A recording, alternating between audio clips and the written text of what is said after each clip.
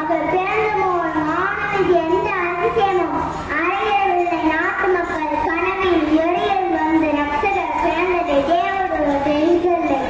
தேங்காய் வியாபாரி குமாரசாமிக்கும் எழுத்தையாளர் சிவகாமி அம்மைக்கும் ஏழையான சமூகத்தின் சுபாவப்பட்ட சாட்டு என்ற பாரம்பரியம் பின்னணியில் இல்லாத காமராஜ் பிறந்தார்.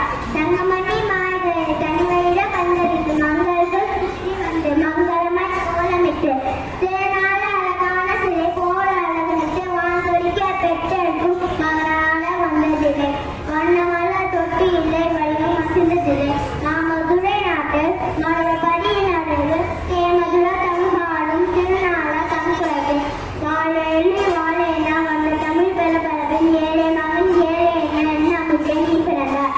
நிமிதா தலையை குழு பழக்கை தான் முகாமையான போய் ஐயா நீ வந்துட்டார் என்று பெருந்தலைவர் பிறந்த சூழலை கவிதை அழகாக காட்டுகிறார் கவியரசர் கண்ணதாசன். இப்படி விருதுபட்டியல் தேர்ந்த காமராஜ் இரு சூழ்ந்த இந்தியாவின் தலையெழுத்து எனது முறை மாற்றி எழுதும் மனிதனை எப்படி வளர்ந்தார் என்பது தன் வாழ்க்கால அறிந்து கொள்ள வேண்டிய வரலாறு.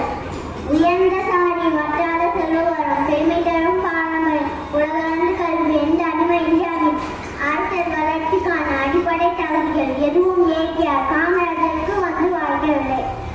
ஒரு மனிதனின் இயல்பான முறையத்துக்கு எதிராக எத்தனை கவிதை சொற்கள் உண்டு. அத்தனையும் இல்லாமல் காமராஜ் நடந்து வந்த வாழ்க்கை பாதையில் வரிசையாய் வழிமறித்து நின்றன. காந்திய தலைமையில் சுதந்திரையாக நடத்திய காங்கிரஸ் பேரகம் தமிழ்நாட்டுடைய சாதிக்காரர்களை அரவணைப்பு மேற்குடி மக்களின் மடியில் வாடம்பல வழக்கறிஞர்களின் சட்டை பையில் சிறை இருந்தது. காமராஜ் உரிய சாதிக்கார இல்லை. பதிநிலை சமுதாயத்தின் அடிநிலை இருந்த நான்காந்தர சாதிக்கார் வாயல் வெள்ளி கரண்டியால் பிறந்த மேற்குடி மகனும் இல்லை. தேங்காய் வியாபாரிக்கு மகனாக பிறந்து 6 வயது சண்டையிலிருந்து வறுமை வெயிலில் வாடிய மனிதர்.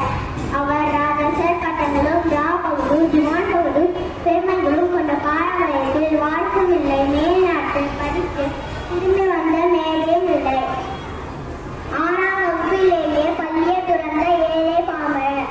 இந்த சாலை ஓரத்தில் சாதாரண மனிதனும் படிப்படியாக பாமரனும் அமைச்சராய் அரசியல் தலைவராய் ஆவதுண்டும் அதிசயமில்லை. ஆனால் இருள் சூழ்ந்த அடிமை இந்தியாவின் விலாசமில்லா விருதுபட்டியில் பிறந்த ஓர் ஏழை மனிதர் காந்தியும் நேருவும் கண்டு மகிழ்ந்தத்தக்க தலைவராய் எழுந்து நின்றதுதான் அதிசயம். நன்றி, வணக்கம்.